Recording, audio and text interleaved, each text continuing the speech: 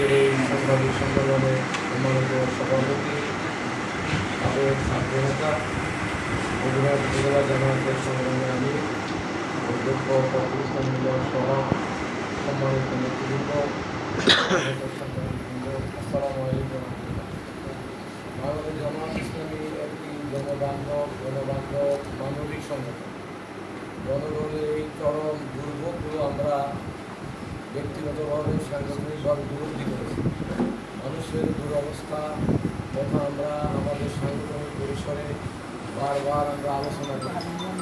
আমরা এই সংশ্লিষ্ট প্রশাসন, ইউনিয়ন পরিষদ, উপজেলা প্রশাসন এবং রোডসের যারা দায়িত্বে আছেন এদের নজরে আমরা বারবার দেওয়ার জন্য আমরা চেষ্টা করেছি।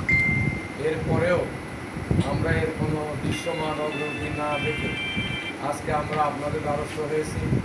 পরবর্তী পর্যায়ে এই বিষয়গুলো জাতীয় আন্তর্জাতিকভাবে প্রচার হওয়ার পরেও যদি প্রশাসনের টনক না নড়ে এবং দৃশ্যমান কোনো ব্যবস্থা গ্রহণ করা না হয়, এই জন্য আমরা মানববন্ধন সহ জনগণকে সাথে নিয়ে আমরা জনগণের স্বার্থে রাজপথে নামতে বাধ্য হব।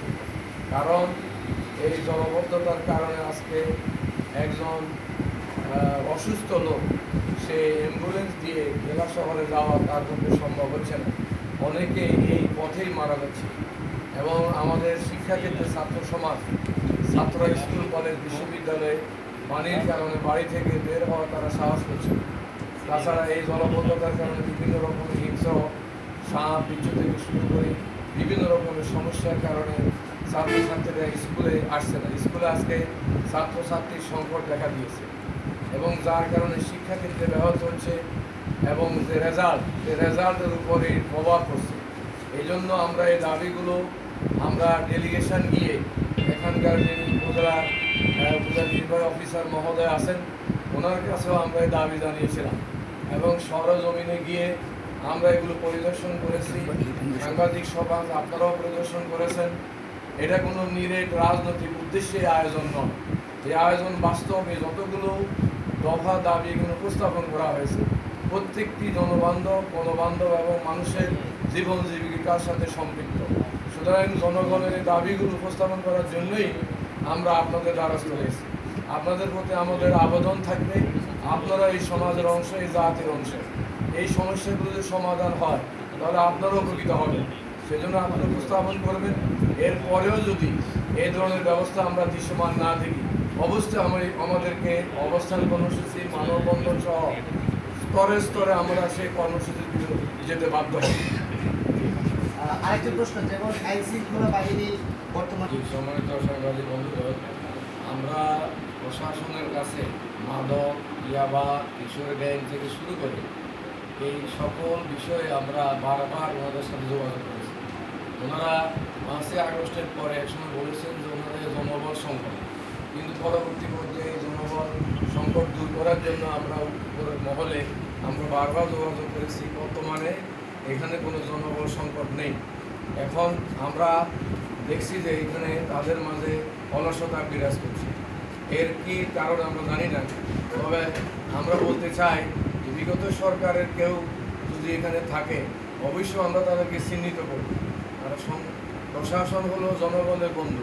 জনগণের জন্য রাষ্ট্রের আপনার ট্যাক্সের টাকায় তাদের বেতন ভাতা দেওয়া হয়। জনগণের কল্যাণেই তাদেরকে কাজ করতে হয়। তাছাড়া 5 আগস্টের পরে প্রত্যেকটি রাজনৈতিক দল তাদেরকে সহযোগিতা করতেছে, তাদের পাশে আছে। তারপরে ওনারা কেন একটি ভূমিকা নিচ্ছেন না সেটা আমাদের প্রশ্ন। এই সাংবাদিক সম্মেলনের মাধ্যমে আমরা ওদেরকে সজাগ সচেতন করে দিতে চাই যে আপনারা এদেশের জনগণের ট্যাক্সে আপনারা বেতন আপনারা ভোগ করেন এবং উত্তরোত্তর আমাদের প্রধান উপদেষ্টা আপনাদের যে চাওয়া পাওয়াগুলো ছিল সেগুলো অনেকটা আপনাদেরকে মিটিয়ে দিয়েছেন এবং প্রধান উপদেষ্টা সহ বারবার পুলিশের বিভিন্ন দাবি দাওয়াগুলো ওনারা মেনে নিয়েছেন। তারপরে ওনাদের কেন দুর্বলতা, এগুলো আমরা আপনাদের মধ্য দিয়ে এটা আপনাদের জাতির কাছে উপস্থাপন করতে চাই। এবং ওনারা যদি কোথাও আসামি ধরতে এবং মাদক ধরতে যদি ওনারা অসহায় ফিল করেন, আমরা রাজনৈতিক দল এবং জনগণকে সাথে নিয়ে তাদের পাশে থাকব, তাদেরকে আমরা সহযোগিতা করব যাতে ওনারা ওনাদের দায়িত্ব পালন করতে পারেন।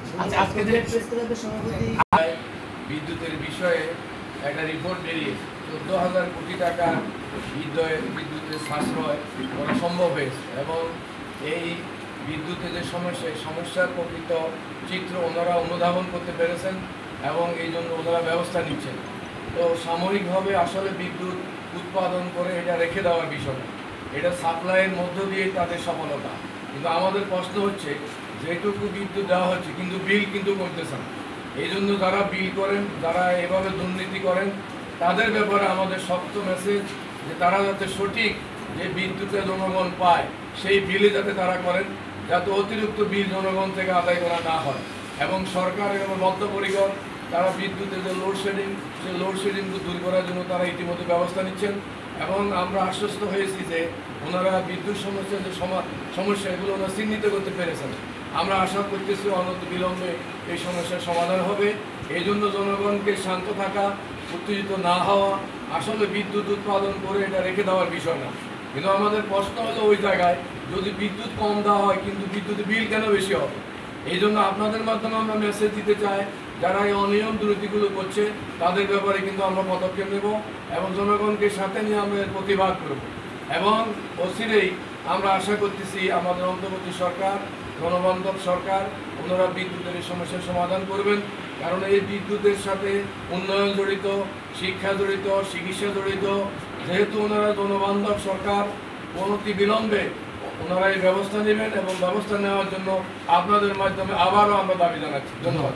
এই বারটা কিন্তু 2 বছর আগে দেওয়া হয়েছে এবং এই এলাকায় 2 বছর আগে কোনো জলবদ্ধতা ছিল না। এখন আমরা কিন্তু ইরিদান করতে পারতাম, কিন্তু এই 2 বছর পরে এখন তো আমরা স্বাধীন।